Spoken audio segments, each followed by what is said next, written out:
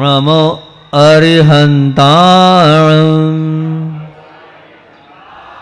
नमो सिद्धाणं नमो आयर्याणं नमो वज्रायाणं नमो लोय सव्वसाहुणं नमो अरुहन्ताणं नमो सिद्धाणं नमो आयर्याणं नमो वज्रायाणं नमो लोय सव्वसाहुणं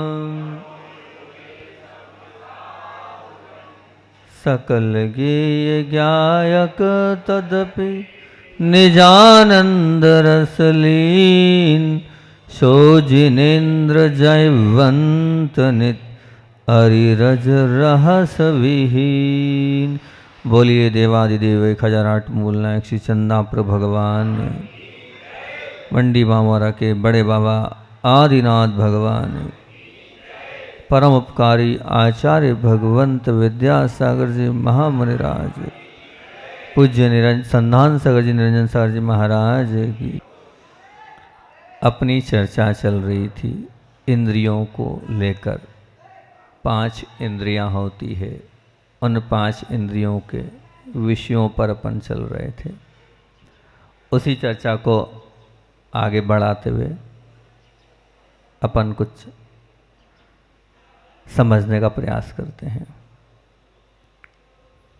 रोग को शत्रु माना जा सकता है, रोग को शत्रु माना जा सकता है क्योंकि वह तंदुरुस्ती को हर लेता है, हमारे स्वास्थ्य को हर लेता है, हमारी शांति को हर लेता है, हमारे सुख को हर लेता है।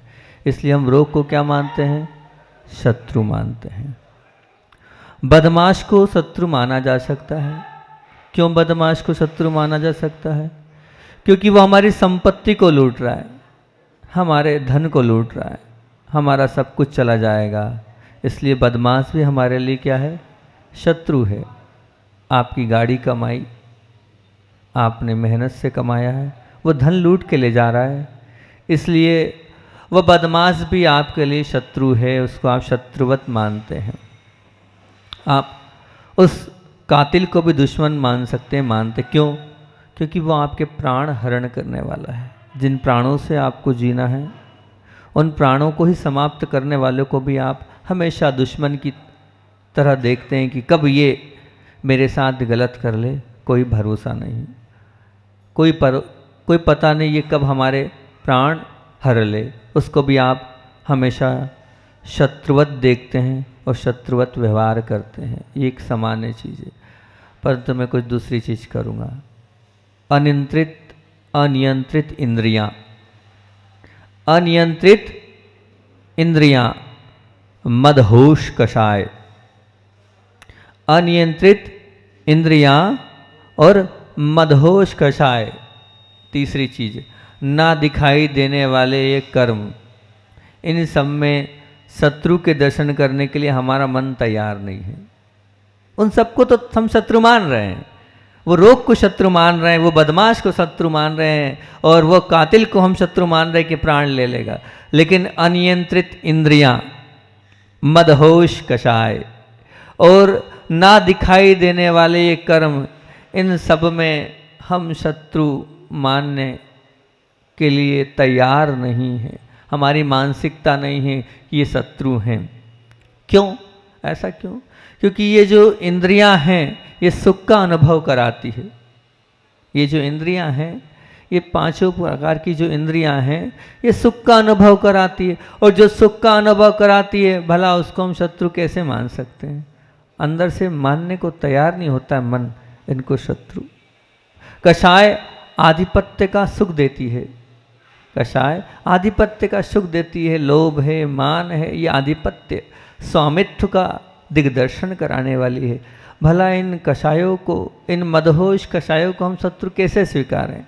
नहीं मन मानता महाराज जी, इन कषायों को हम शत्रु नहीं मानेंगे। और रही बात कर्म की, जब कर्म श्रद्धा गम ही नहीं है तो उन्हें हम दुश्मन क्यों माने? हमें पता ही नहीं कर्म का उदय है, हमने देखा ही नहीं है। क्या ये तो आप बोल रहे हो, आपका आगम बोल रहा है? हम नहीं मानते इन सब चीज़ को, वो श्रद्धागम में ही नहीं है तो हम क्यों उसको शत्रु माने? पर बंधुओं, वास्तविक शत्रु वो नहीं है, वास्तविक शत्रु तो हमारी अनियंत्रित इंद्रियां है। रोग तो थोड़ा बहुत आपको परेशान करेगा, लेकिन अनियंत्रित इंद्रियां तो आपको जन्म जन्म तक परेशान करेगी।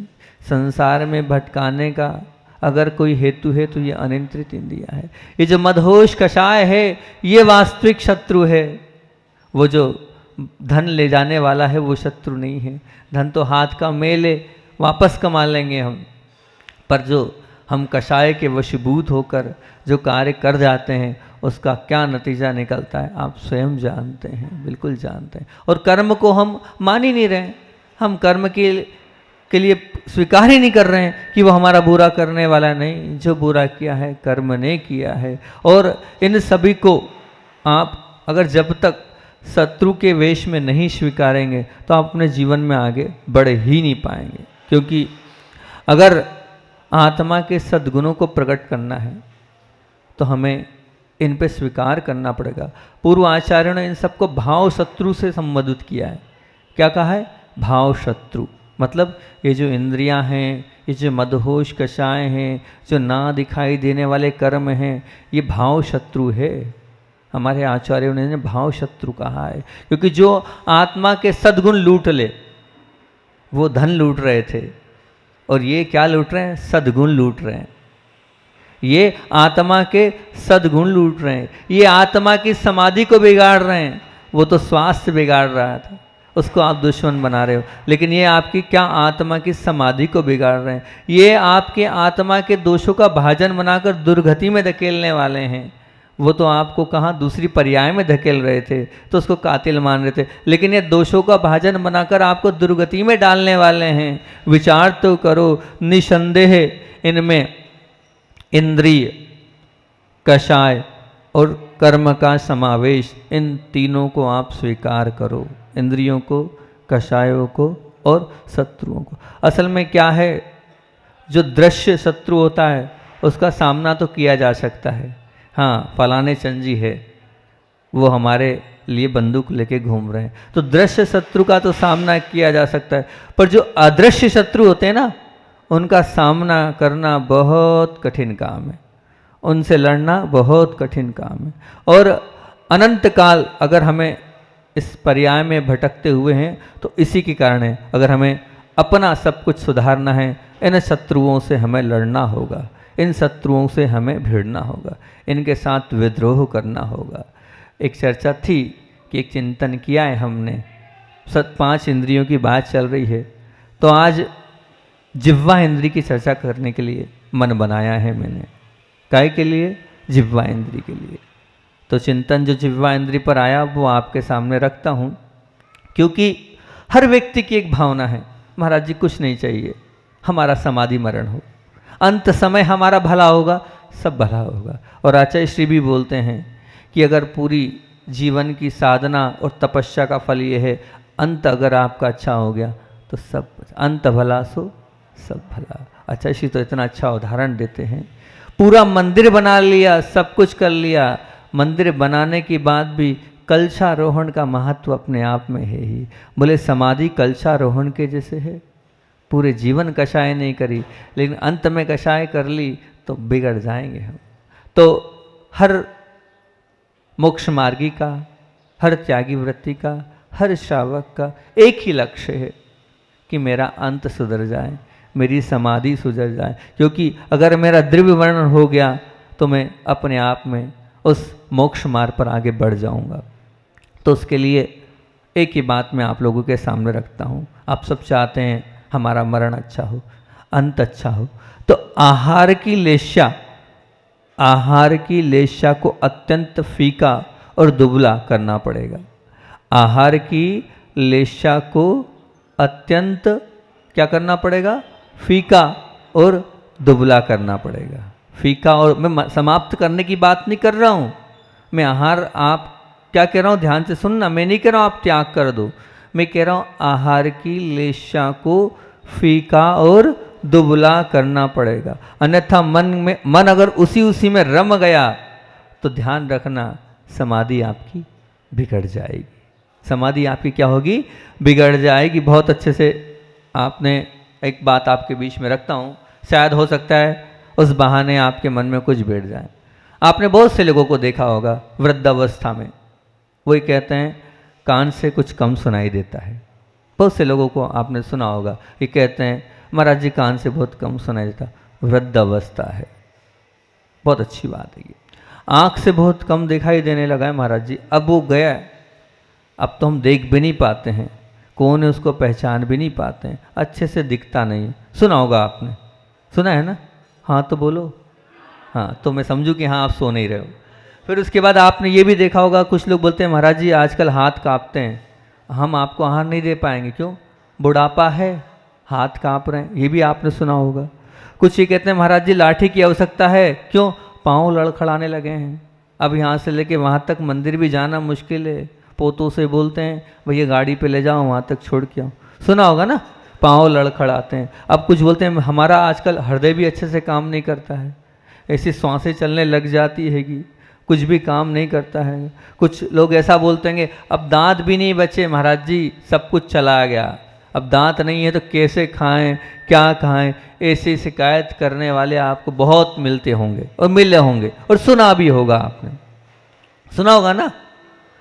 तो अब लेकिन कुछ आपको कोई ऐसा व्यक्ति मिला, ध्यान से सुनना आप क्या मैं कहना चाह रहा हूँ, मूल बात पे आ रहा हूँ अपने। आपको कहीं ऐसा मिला आज तक कोई व्यक्ति, कोई भी ऐसा वृद्ध व्यक्ति मिला कि महाराज जी मैंने जीभ पर शक्कर लगी और मुझे मीठे का स्वाद नहीं आया? ऐसा कोई मिला क्या? हाँ ना में जवाब, अपना तो प्रवचन प्रश्नोत्तर में होता है। कोई मिला क्या कि जीभ पे शक्कर रखी? कोई वृद्ध, कोई दादी मिली हो 92, 95, 102, 105, 107, 120 तक की उम्र होती है कि 105 साल की दादी से पूछना कि आपको जीभ में शक्कर रखी, क्या उस शक्कर का स्वाद ऐसा तो नहीं फीका आया हो? कोई मिला ऐसा? नहीं ना। आप घर में अपनी दादी से पूछ लेना जाके। कोई आपको ऐसा मिला क्या कि हमने सब्जी में मिर्ची डाली, उनको मिर्ची का स्वाद नहीं आया हो? कोई मिला ऐसा वृद्ध? नहीं मिला। अच्छा, कोई ऐसा मिला कि दाल में नमक नहीं डाली फिर भी वो तो कुछ फीकी नहीं लगी नहीं रही हमें तो फीकी? ऐसा कोई मिला वृद्ध जो ये बोले कि दाल फीकी लगी नहीं रही, हमें तो बस नमक वाली लग रही है? कोई मिला ऐसा? नहीं। मतलब क्या है ये वास्तविकता? ये वास्तविकता ये बताती है कि शरीर के सभी अंगों पर आयु का असर भले ही होता है, परंतु जीभ पर सब पे हो रहा है। आपके हाथ लड़खड़ा रहे हैं, आपकी आंखें, आपका कान कम सुनाई दे रहा है, आप स्वीकार कर रहे हो। आपसे ही पूछा था, आप ही ने मुझे जवाब दिया था ना जवाब। आपने क्या कहा? हाँ हमने सुना है। लेकिन बताओ वो आप जीभ के लिए क्या कह रहे हो? नहीं, जीभ तो वृद्धावस्था में भी भली चंगी है, कहीं कोई भी नहीं, उसको मीठा तो मीठे का स्वाद भी आ रहा है, नमक का स्वाद भी आ रहा है, मिर्ची का स्वाद भी आ रहा है, सबका स्वाद आ रहा है। मतलब क्या कहना है, ये जीभ जो है चाहे पहले हो चाहे बाद में हो, ये तो जवान ही रहती है। तो यदि कोई इंद्रिय जन्म के साथ प्रभावकारी ढंग से काम करने वाली है तो वह है जीभ। मतलब जन्म के साथ ही प्रभावकारी है, जन्म लेते ही। और यदि कोई जीभ यानी कोई इंद्रिय अगर जीवन पर्यंत प्रभावकारी बनी रहती, वो भी क्या है? जीभ। अंतिम समय तक काम कर रही है, अंतिम समय तक। क्योंकि देखो और अपन पीछे चलते हैं, कोई दिक्कत नहीं, ये तो वृद्धावस्था में ले लिया। अपन बचपन में चलते हैं। जन्म के साथ ही आपकी आँख मिलती है, परंतु वो बंद सी रहती है। आंखें मिली है आपको पर वो बंद सी है। कान खुले रहते हैं फिर भी शब्द बोध नहीं। जन्म लेते ही कान तो है ना, वो सुनता भी है, वो बालिका जो भी है, पर शब्द बोध नहीं उसको, वो समझ नहीं पा रहा है शब्दों को। पाँव होते हैं परंतु चलने फिरने की क्षमता नहीं है उसके पास। पाँव तो है, चल पाता है क्या वो अपने पाँव से? नहीं ना। 4 या 5 महीने बाद चलता होगा बच्चा। कितने महीने बाद चलता है? 1 साल बाद। अब हम तो भूल भाल गए। 1 साल बाद चलता है, मतलब नहीं चल पाता है ना। बहुत अच्छी बात है। अब आप हाथ होते हैं परंतु हाथ होते में भी आदान प्रदान कर लेता है क्या वो? जन्म लेते ही कर पाएगा? वो आदान प्रदान भी नहीं कर पाएगा, कुछ उठा के आपको दे भी नहीं पाएगा, और आप कुछ दोगे तो वो रख भी नहीं पाएगा। परंतु बताओ जो उसको जिह्वा होती है, वो जिह्वा उस बचपन में उसको स्वाद आता है कि नहीं? तो जन्म से ही ये जो रसना इंद्रिय है हमारी, ये रसना इंद्रिय जो है वो जन्म से ही प्रभावकारी है और अंतिम समय तक भी प्रभावकारी रहेगी। बताओ है कि नहीं ये प्रभावकारी है? अब सबसे बड़ी लड़ाई इसी को, जीभ को ही हमें करना है, क्योंकि जीभ को जीत लिया तो सब ले लिया। जीभ के द्वारा ही स्वाद की अनुभूति एकदम व्यवस्थित होती है। मतलब कितनी अद्भुत बात है, जन्म से लेकर बुढ़ापे तक एक यही इंद्रिय है जो जवान होती है, इसकी वृद्धावस्था नहीं आती है और ये बचपना भी नहीं झेलती है। मतलब शुरू से युवा अवस्था में है और आखिरी तक युवा अवस्था में जाएगी। चाहे बाल्यावस्था ले लो, चाहे युवावस्था ले लो, चाहे प्रौढ़ अवस्था ले लो, चाहे वृद्धावस्था ले लो, चारों अवस्थाओं में यदि कोई इंद्रिय है तो वह है स्वाद इंद्रिय, रसना इंद्रिय, जिसका आपको अनुभव होता है। इसलिए आचार्यों ने एक बहुत महत्वपूर्ण बात लिखी है ग्रंथों में, रसे जिते जितम सर्वम। क्या बोला? रसे जिते सर्वम जितम, जितम सर्वम, मतलब जिसने इस रसना इंद्रिय को जीत लिया उसने सबको जीत लिया। जिसने इस रसना इंद्रिय को जीत लिया उसने सब कुछ जीत लिया, अब कुछ बाकी नहीं रहा उसे। वो तो पूरी लड़ाई लड़ चुका है, वो तो अब चक्रवर्ती पद बन गया, मिल गया उसको। इतना महान माना है इस रसना इंद्रिय को। बहुत से लोगों का अंत बिगड़ता है इस रसना इंद्रिय के कारण, क्योंकि हम बिना चले रुक सकते हैं एक स्थान पर, हम बिना बोले भी रह सकते हैं, हम बिना देखे भी रह सकते हैं, हम बिना सुने भी कई दिन तक रह सकते हैं, लेकिन बिना खाए रहना बहुत मुश्किल है। परंतु अब मैं मानता हूँ अधिक दिन तक आप बिना खाए ही नहीं रह सकते, पर मैंने आहार त्याग की बात नहीं करी है। शुरू में ही मैंने आपको जो मेरा आधार बताया था वो कहा था आहार की लेशा को कम करना है, उसको दुबला करना है। आपकी भाषा में क्या? आहार की जो अंदर की इच्छाएं हैं उसको क्या करना है? दुबला करना है। हमारी जो इच्छाएं उनको जब तक हम दुबला नहीं करेंगे तब तक हम इस स्वाद इंद्रिय को नहीं जीत पाएंगे। यदि आहार संज्ञा की परवस्था का अगर हमारे अंदर बराबर ख्याल आ गया ना, हम समझ गए कि आहार संज्ञा से हम कहाँ कहाँ क्या क्या बिगाड़ होगा, उसकी परवस्था को, होने वाली अनिष्टों को, उसके भयंकरता को अगर हमने समझ में आ जाए तो आहार की लेशा में रमे रहने के भाव अपने आप नहीं होंगे। और बस मन में ये आना चाहिए कि जिस स्वाद इंद्रिय के पीछे भाग रहे हैं उसमें हमारी बर्बादी है। आहार लेशा का कम करने का एकमात्र यही एक है कि हम उसके माध्यम से क्या अहित होने वाला है, क्या कष्ट होने वाले हैं, ये हम समझ लें। जिस प्रकार आप शरीर के और आत्मा के संबंध का अनंत काल तक मानते हैं कि शरीर और आत्मा का संबंध क्या है? अनंत काल का है ना? अनंत काल का आपके साथ शरीर लगा है, आत्मा लगी है, तो ये अनंत काल से शरीर और आत्मा का संबंध है। ऐसे ही शरीर का और भोजन का, ऐसे ही शरीर का और भोजन का संबंध अनंत काल का है, आज काल का नहीं है कि आज है अभी का है इस जन्म का है, नहीं। मेरा मानना है ये, मेरा चिंतन है ये। जैसे आत्मा और शरीर अनंत काल से है, ऐसे ही ये जिह्वा इंद्रिय का, इस स्वाद इंद्रिय का और आत्मा का संबंध भी अनंत काल का है। जितनी ताकत इस शरीर से मुक्ति प्राप्त करने के लिए लगानी पड़ेगी उतनी ही ताकत आपको अपनी जिह्वा इंद्रिय के कंट्रोल करने में लगानी पड़ेगी। क्योंकि आप सोचो कि उदार भावना के साथ ये सब संभव हो जाए, नहीं। सहजता से संभव हो जाए, नहीं, बिल्कुल नहीं। आपको चाहिए एक और बहुत भारी पुरुषार्थ। अगर आपको अपना अंत सुधारना है, अपनी समाधि सुधारना है, तो आपको धीरे धीरे आपको त्याग करना चाहिए। धीरे धीरे आपको अपनी सीमाएं बनाना चाहिए कि हाँ महाराज जी, अब हम इतनी हरी लेंगे, अब हम इतने अन्न लेंगे, अब हम धीरे धीरे। आचार्य श्री बार बार कहते हैं कि अपनी लाइफ को डिवाइडेड करो। कब तक, कहाँ तक इंद्रियों को कब्जा करना है तो धीरे धीरे कम करो। हम 10 लेंगे हरी, 5 लेंगे, 4 लेंगे, 3 लेंगे, 2 लेंगे, 1 लेंगे। आप क्या मानते हो आपका कितनी उम्र रहेगी? आप अपना खुद कैलकुलेशन करो। हाँ मेरी 60 साल की उम्र हो गई है, अब मैं ज़्यादा से ज़्यादा 5 साल जीऊँगा, ज़्यादा से ज़्यादा 10 साल जीऊँगा या 7 साल जीऊँगा। अपना खुद का आप खुद अपने मोटिवेशन खुद करो और पता करो और फिर उसके हिसाब से आप तय करो, हाँ इतने साल के बाद इतनी चीज़ों का त्याग करना है। और मैं आहार सामग्री में 6 चीज़ लेता हूँ, 8 चीज़ लेता हूँ, 10 चीज़ लेता हूँ, 5 करूँगा, 7 करूँगा, 3 करूँगा, 2। इसी को तो संलेखना कहते हैं, यही संलेखना है। तो सबसे पहले रसना इंद्रिय की संलेखना जरूरी है, क्योंकि अंत में हमें अन्न पानी, आज आपके संस्कार पड़ेंगे त्याग के, तब आपका भाव अंत समय में त्याग का होगा। आज आपके भाव नहीं हुए ना तो आगे नहीं होंगे। ये मत समझना अरे मेरी उम्र तो 35-40 साल है, अभी तो 60 साल जीना है, नहीं। संस्कार अभी से होना चाहिए आपके, आपको अभी से बांधना चाहिए कि हाँ मैं भले ही 35 साल का हूँ, भले ही 40 साल का हूँ, कोई बाधा नहीं, लेकिन 40 साल होने के बाद भी आप अपनी नियुक्ति तो कर लो कि हाँ मुझे ये खाना है, ये पीना है, ये रखना है। ये चीज, इसके लिए क्या, एक और भारी पुरुषार्थ, दो चीज़ें इसमें चाहिए। क्या चाहिए? एक है भारी पुरुषार्थ, ये बहुत बड़ी चीज़ होती है, अपने आप को संयमित करना और रसना इंद्रिय को संयमित करना, ये बहुत बड़ा पुरुषार्थ होता है। तो ये क्या होगा? एक भारी पुरुषार्थ। फिर कह रहा हूँ आप ये मत मानना मुझे बहुत जीना है, कोई बात नहीं, आपको जीना है, बहुत जीना है, ठीक है, लेकिन उतने समय में आप एक रेशो बना लो कि मैं इतने समय तक मेरा जीवन हैगा, तो इतने समय तक मुझे क्या क्या त्याग करना है, आखिरी तक सब त्याग हो जाए, आखिरी तक मेरा शनि शनि सब त्याग हो जाए। ये मानसिकता आपकी बनेगी तो अंत सुधरेगा। दूसरी ओर आपको आहार संज्ञा के प्रति लाल आंख करना पड़ेगी। क्या करनी पड़ेगी?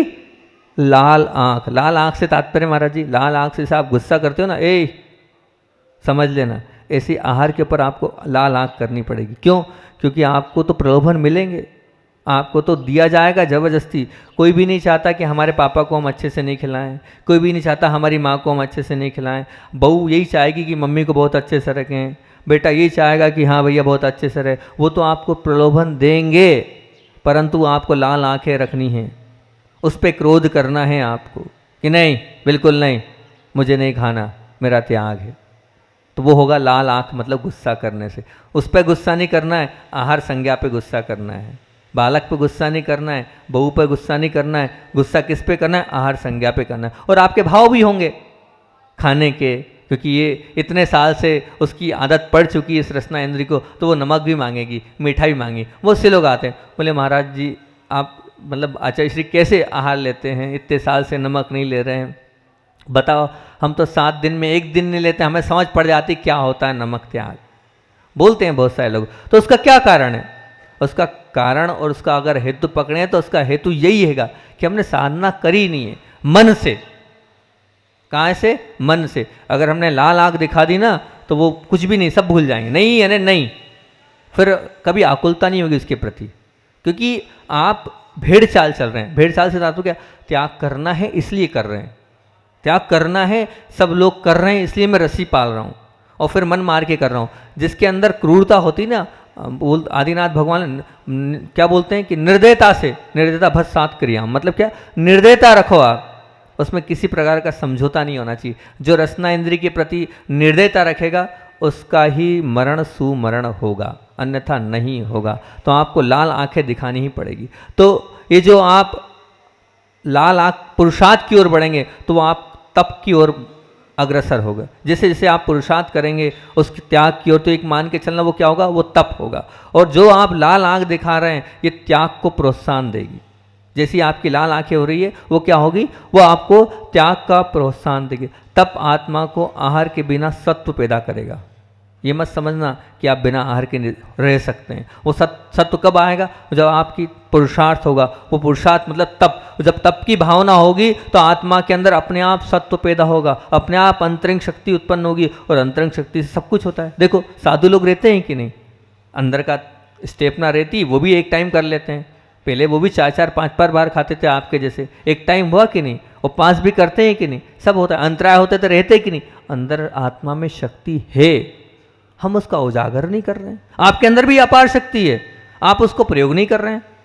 आपने अपने मन की मानी है, इंद्रियों के कब्जे में है, रसना इंद्रिय कब्जे में है। इसलिए हमने अपनी धारणा बना ली हमें एक टाइम खाना है, हमें शाम को आज तक भूख नहीं लगी।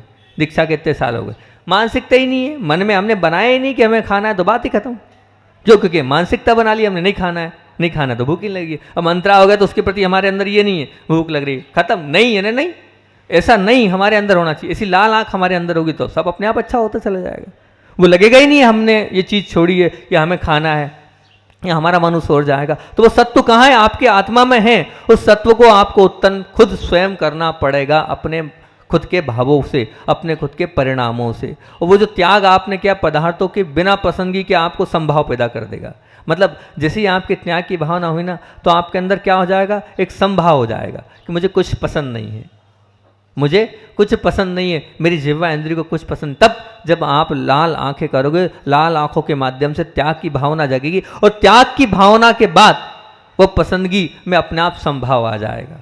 पर आपको लाल आंखें करनी पड़ेगी, मन को आपको तैयार करना पड़ेगा। पर आपको बहुत सारे लोग मिलेंगे, बहुत सारे ऐसे लोग मिलेंगे, वो आपकी मानसिकता को खराब करेंगे। वो क्या कहेंगे मालूम आपसे? वो ये कहेंगे शरीर अच्छा होगा तो धर्म आराधना अच्छी होगी, और खुराक अच्छी होगी तो शरीर अच्छा होगा। क्या बोल देंगे वो आपको इस प्रकार से डीमोटिवेट करेंगे। वो आपको कहेंगे अरे कहाँ महाराज जी के प्रवचनों में आ रहे हो आप, शरीर अच्छा होगा तो धर्म अच्छा होगा, और खुराक अच्छी होगी तो शरीर अच्छा होगा। ये आपको वो समझाएंगे। तो मैं ऐसा नहीं बोल रहा, इस मानसिकता को मैं सब कुछ नहीं मानता हूँ, मैं इस मानसिकता को मानता तो हूँ, पर शरीर अच्छा होगा धर्म आराधना अच्छी होगी, ये केवल अर्ध सत्य है। मैं स्वीकार करता हूँ ये अर्ध सत्य है, नहीं बता रहा हूँ।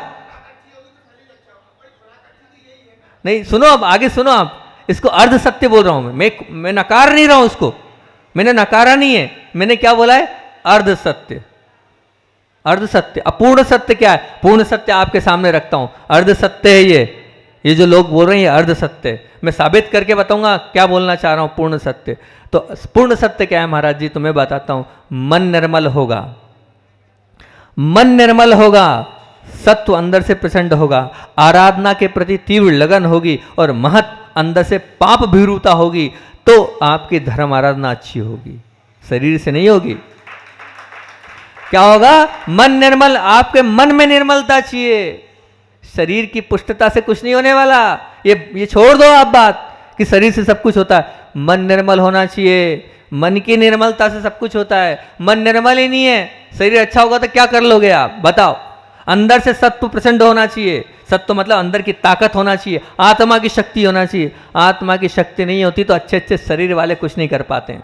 हष्ट पुष्ट शरीर है, कुछ नहीं होता उनसे, अंत समय में क्रोध करते करते जाते हैं। अंदर का सत्व प्रचंड होना चाहिए, आप ये भूल जाओ। आराधना की अंदर से तीव्र लगन होना चाहिए प्रभु के प्रति। वो अंदर से तीव्र लगन कहाँ है? वो जिसके शरीर नहीं है उनकी भी देखिए हमने तीव्र लगन, और जिनके शरीर उनकी भी देखिए हमने कैसी तीव्र लगन होती है। तो शरीर को मत बोलो। सत्य स्वीकार करता हूं कि शरीर से धर्म होता है, लेकिन ये अर्ध सत्य है। पूर्ण सत्य तो तब होगा जब क्या होगी? ध्यान रखना, मन निर्मल होगा। एक बात, पहली बात क्या? मन निर्मल होगा, अंदर से सत्व होगा, अंदर की आत्मा की ताकत प्रचंड होगी। तो तीसरी बात, आराधना की तीव्र अंदर से लगन हो। और चौथी बात, महत पाप भीरुता हो, मतलब अंदर से आपको डर हो, पाप हो, तब कहीं जाकर आपका वो शरीर भी काम करेगा। ये चीज ही नहीं है तो कोई मतलब नहीं है। ये है पूर्ण सत्य, और यही सब कुछ है। आप उठा के देख लो पुराण ग्रंथों को, पुराण ग्रंथों को उठा के देख लो आपके सामने। आपने बोल दिया, अच्छी याद आ गई आपके कारण वो बात। उठा के देख लो सनत चक्रवर्ती को। वो सनत चक्रवर्ती जो कुष्ठ रोग से पूरा, पहले तो कितना सुंदर था वो, कैसा था कि देवलोक देखने आए थे उसकी सुंदरता को, और जैसे ही उसने मान किया और तुरंत क्या, कौन सा रोग हो गया? कुष्ठ रोग हो गया। अब उसने उस शरीर की नश्वरता को समझा और जाके दीक्षा ले ली, और गहन वन में वो तपस्या कर रहा है। फिर देवलोक में चर्चा चली कि अगर कोई तपस्वी है तो वो मुनिराज हैं, गहन वन में तपस्या कर रहे हैं। उस वक्त सबसे सुंदरता की चर्चा जब चली थी इंद्रलोक में, देवलोक में, तो वो पूरे इंद्र आए थे परीक्षा लेने। अब बोले अगर कोई तपस्वी है तो वो है नीचे सनत कुमार चक्रवर्ती, जब भी मुनि अवस्था में है, देवों को रहा नहीं गया था। वो देव लोग आए थे और चिल्ला चिल्ला के क्या कह रहे थे? आप सबको मालूम है क्या कहते? कोई भी बीमारी हो, कैसी भी बीमारी हो, सब बीमारियों का इलाज है हमारे पास, हम पूरी बीमारी समाप्त कर सकते हैं। कैसा भी रोग हो, हर प्रकार के रोग का इलाज हमारे पास है। चिल्ला चिल्ला कर उनके पास से निकल रहे थे, पर वो अपनी आत्मा में ध्यान में लीन थे, बार बार आगे पीछे घूम रहे थे, चारों तरफ घूम रहे थे। और फिर आकर उनसे निवेदन किया और कहा कि भैया हम तो यहाँ रोग आपका दूर कर सकते हैं, कोई रोग हो तो बताओ। उनने कहा नहीं, मेरा तो एक ही रोग है, वो दूर नहीं कर पाओगे। बताओ उनने क्या जवाब दिया था? इस रोग को दूर कर सकते हो? बस वही रोग है, ये शरीर का रोग रोग नहीं है, ये रोग ठीक कर दोगे तो दूसरा रोग लग जाएगा। बताओ। तो वो क्या था? वो प्रबल अंदर से प्रचंड था, ताकत थी। अब दूसरा उदाहरण दे देता हूँ। अध्यक्ष जी हमारे विरोध में खड़े हैं, उनके लिए दे रहा हूं मैं दूसरा उदाहरण। दूसरा उदाहरण आपके सामने रखता हूं क्योंकि बात हमें बिल्कुल दूसरी बात क्या, हष्ट पुष्ट, खूब हष्ट पुष्ट है और जो इंद्रियों के कब्जे में थे और उनका अंत सुधरा है, वो कौन है बताओ? ब्रह्मदत्त चक्रवर्ती। ब्रह्मदत्त चक्रवर्ती, बताओ याद है कि नहीं कहानी वो आपको? सबको याद है, हष्ट पुष्ट थे, सब कुछ थे, इंद्रियों के कब्जे में गए और उन्होंने क्या किया था? नमोकार मंत्र को, है ना, मांस खाया था ना, मांस खाया था ना। बताओ, वो तो हष्ट पुष्ट थे, अब याद आ गया था उसके लिए, हष्ट पुष्ट सब कुछ थे और नीचे नरक में गए। क्यों? अब वो तो हष्ट पुष्ट थे, खाने पीने वाले थे, कहाँ गया धर्म? नहीं थी उनको, मन में निर्मलता ही नहीं थी, 70% था ही नहीं उनका, पाप भूरता ही नहीं थी, आराधना के प्रति लगन ही नहीं थी, इसलिए शरीर सब कुछ नहीं है। ये अर्ध सत्य है। सत्य तो है अपनी अंतरंग की आत्मा का, वो है तो सब कुछ अच्छा है। और नहीं तो ये शरीर आपको लोग डराए, मत डरना, बिल्कुल मत डरना। लोग तो डराने वाले ही हैं और डराते ही रहेंगे। अगर आपको अपना सब कुछ सफल करना है और अपना अंत समय हो रहा है, अपना अंत सुधारना है और अपने आप को ऊंचा उठाना है, किसी की बातों में मत आना। और आज से ही ये अपने जीवन का वर्गीकरण कर लेना कि मेरे जीवन अब इतने साल में मानता हूँ है। आप अजर अमर तो नहीं है, ये तो स्पष्ट है ना, मानते हो ना? आज नहीं तो कल मरण होना है, मानते हो ना? ये शाश्वत सत्य स्वीकार है ना आपको? मानते हो मरण होगा? पक्का? क्यों? मल्लाहारगढ़ वाले जी मानते हैं कि नहीं मानते हैं? मरण होना है ना, पक्का? अब जब हमें मालूम है हमारा मरण होना है और ये भी मानते हो कि मरण कब होगा, हमें सब त्याग करके मरना है, ये पक्का है ना? सब त्याग करके मरना है ना? अन्य जल का त्याग करके जो मरण करता है उसकी सल्लेखना मरण कहलाता है। सबके भाव सल्लेखना के है ना? तो जब सबके भाव सल्लेखना के, तो आज से आप तय कर लो ना, आज से आप, भले आप 20 साल के हो कोई बाधा नहीं, आप 15 साल के हो, 25 साल के हो, 60 साल के हो, अपने हिसाब से तय कर लो कि हमें इतने साल तक ये खाना है। और फिर ध्यान रखना, लाल आंखें कर लेना। मान लो आपने कहा 45 साल बाद ये नहीं खाना है, तो फिर वो मत खाना। जब तक आप लाल आंख नहीं करोगे ना, तब तक आप आगे नहीं बढ़ पाओगे, वहीं के वहीं रह जाओगे आप।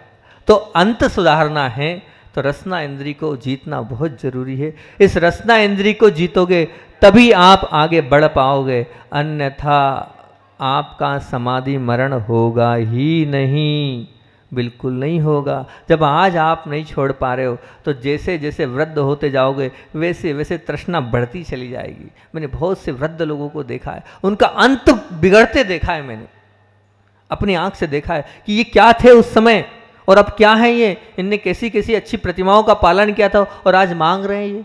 क्यों? क्योंकि उन्हें अध्ययन तो खूब कराया, लोगों को अध्ययन कराया भी। ऐसे व्यक्तित्व को मैं बोल रहा हूँ, नाम लेना अच्छा नहीं क्योंकि किसी का नाम लेना, लेकिन जिनने सबको पढ़ाया उनका मरण जब खराब होते देखा तो पता चला उनने अपने जीवन में त्याग को महत्व नहीं दिया और आखिरी तक वो बादाम काजू खाते रहे, पिस्ता खाते रहे, आखिरी तक दूध पीते रहे, अंत उनका बिगड़ गया। जबकि उनने न जाने सैकड़ों त्यागी वृत्तियों को तैयार किया है, कितने लोगों को उन्होंने संस्कृत आदि अनेक ज्ञान प्राप्त किए, अनेक ग्रंथों का आंदोलन कराया, लेकिन अंत उनका बिगड़ गया सिर्फ एक ही कारण, उनने अपनी रसना इंद्रिय को, अपनी जो रसना इंद्रिय इसको कब्जे में नहीं रखा, उसको कंट्रोल में नहीं रखा और धीरे धीरे त्याग नहीं किया। आप अपनी रसना इंद्रिय को आज से, अभी से नियम बना लें कि हाँ हम इतने इतने प्रकार से करेंगे। बहुत अच्छी बात है, समय अपना हो रहा है, आगे एक और विषय सोचा था, एक बात अंतिम और इसमें बोल देता हूँ, अच्छी बात है, अच्छी लगे तो। मिष्ठान में सोचा था, इसमें हमने मिष्ठान में आनंद की अनुभूति होना, ये नीचे की ओर की अवस्था है।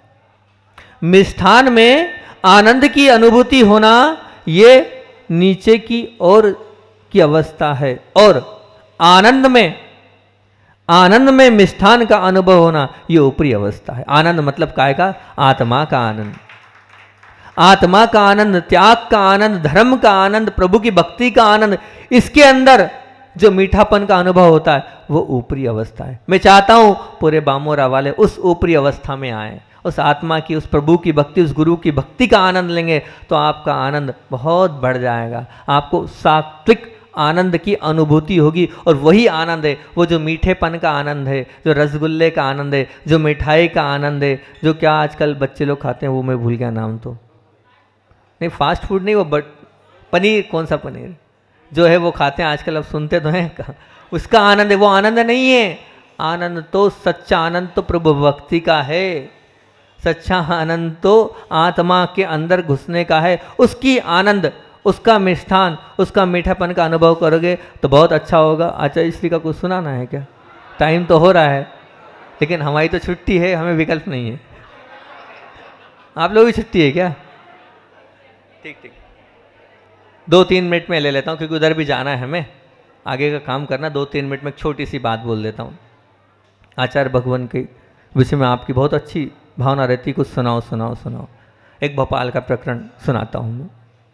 भोपाल की बात है कि आचार्य भगवान बैठे थे, भक्ति चल रही थी, इर्यापद भक्ति। वैसे तो आचार्य भगवंत की खुद की एक स्वतंत्र स्वयं की एक छवि है ही, वो हमेशा प्रसन्न रहते हैं। कभी भी किसी भी परिस्थिति में देखो, वो अपने आप को, उनके चेहरे पे एक मुस्कान, मंद मंद मुस्कान, बोलते हैं ना पूजन में क्या बोलते हैं, तो वो उनका गॉड गिफ्ट है। वो पूजन लिखने वाले ने लिखी है तो कुछ देखा होगा, तब तो लिखा होगा। मंद मंद मुस्कान उनके चेहरे पर हमेशा बिखरी रहती है, चेहरे पर मुस्कान प्रशंसता उनकी हमेशा रहती है, कितनी भी प्रतिकूल स्थिति हो। मैं तो उन दृश्यों में भी रहा हूँ रेवती रेंज में, जो मैंने साक्षात उन चीज़ों को भी देखा, लेकिन उनके चेहरे की प्रशंसता हमेशा बनी रही, उनकी प्रसन्नता हमेशा कायम रही। अब इसी बीच में भोपाल की बात आ रही थी, प्रसन्नता की, और बात चल रही है। आचार्य श्री बहुत प्रसन्न थे, बहुत खुश थे आचार्य श्री जी। तो हालांकि हम लोगों की इतनी हिम्मत नहीं होती है कि आचार्य श्री से कुछ पूछ लें, फिर भी हिम्मत करके महाराज जी ने पूछ लिया, महाराज जी आचार्य भगवान आज कुछ हो गया है क्या? क्यों? आचार्य श्री ने कहा क्यों? बोले आज आप पूरी इर्यापद में मुस्कुराते रहे, काय सर में भी मुस्कुरा रहे थे, और सबको ऐसे बहुत अच्छे से ऐसे देख रहे थे। कुछ हो गया है, या तो कुछ अच्छा हो गया है, या कुछ ना कुछ तो है। इस प्रसन्नता का राज क्या है, बताओ। तो आचार्य श्री फिर हंसने लगे, नहीं नहीं आचार्य श्री बताओ। बोले बताऊं, सबको सुनना है? बोले हाँ। तो आचार्य श्री के विचार देखना कितने अच्छे थे। बोले मुझे, मैं जब देख रहा था आप सब लोगों को, तो मेरा ये चिंतन चल रहा था कि देखो ये सब तो मुझको अकेले को देख रहे हैं, पर मैं कितना पुण्यशाली जीव हूँ। शब्द सुनना, गुरु जी के शब्द बोल रहा हूँ मैं, शब्द, मैं कितना पुण्यशाली जीव हूँ। यहाँ पर बैठे बैठे 40-40, जब 40 का संग था, 40-40 भावी सिद्धों के दर्शन कर रहा हूँ। सिद्धों के दर्शन करना, ये वो पराकाष्ठा है काय की जो शुद्ध सम्यक दृष्टि पुरुष होते हैं, वही इस प्रकार के भावों की परिधि से बाहर निकलकर और आचार में इस प्रकार के भावों को ढालते, तब कहीं जाकर ऐसी परिकल्पना कर पाते हैं। बहुत बड़ा मान को उन्होंने कितना नीचे किया होगा कि अपने शिष्यों में सिद्धों के दर्शन कर रहे हैं और प्रसन्नता का अनुभव कर रहे हैं। ऐसे हमारे आचार्य महान गुरुदेव हैं, आचार्य बोली विद्यासागर जी महामुनि राज की।